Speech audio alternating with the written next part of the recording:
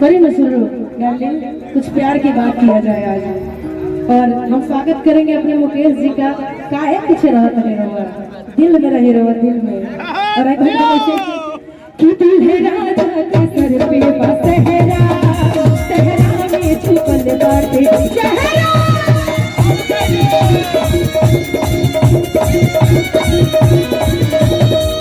दिल है राजा के सर पे बसेरा, सहरा में छुपल बाटे चेहरा।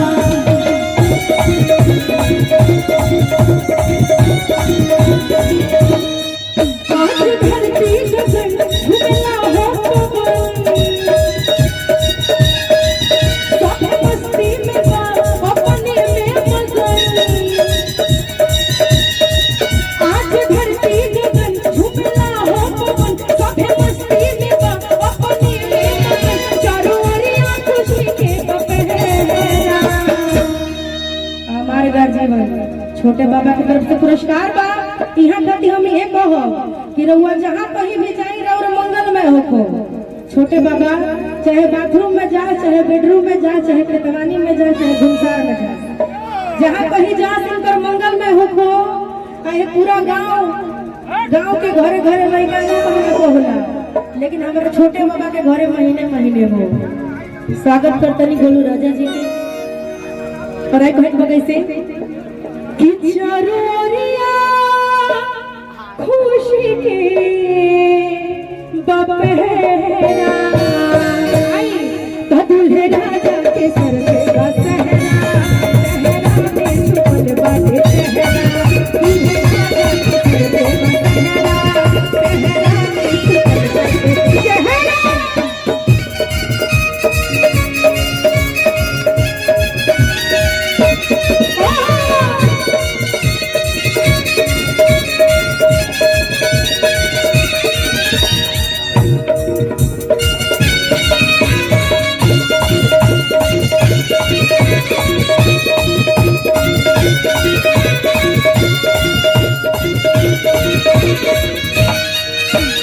आज शिवानी रितिका इतना खुश वालो, केहू के देवर के, केहू के भाई के बियाह बा। और अति असहत केहू के शादी हो बड़ी खुश रही। से पता बकाए कि नया नया साड़ी पहने के मिली, नया नया कपड़ा पहने के मिली। आगे के भाव बा हमार तो भाई के ही 4 के शादी बटे, तहराही के बाद कोई कैसे कि नचता रे भैया रे, नचता रे भाभी, नचता रे चाचा रे सबही में चाची।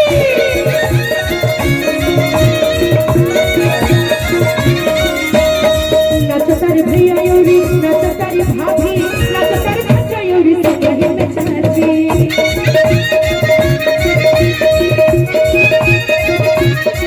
आज धरती जैसे झूमना हो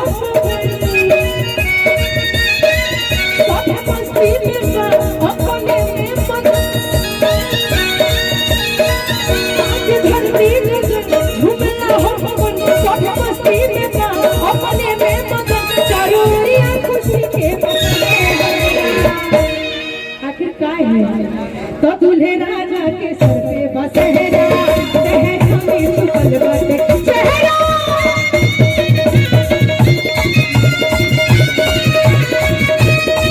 दूल्हे राजा के सर पे बसेरा, सहरा में छुपल बाटे चेहरा। दूल्हे राजा के सर पे बसेरा, सहरा में छुपल बाटे चेहरा। दूल्हे राजा के सर पे बसेरा, सहरा में छुपल बाटे चेहरा। हमारे दूल्हे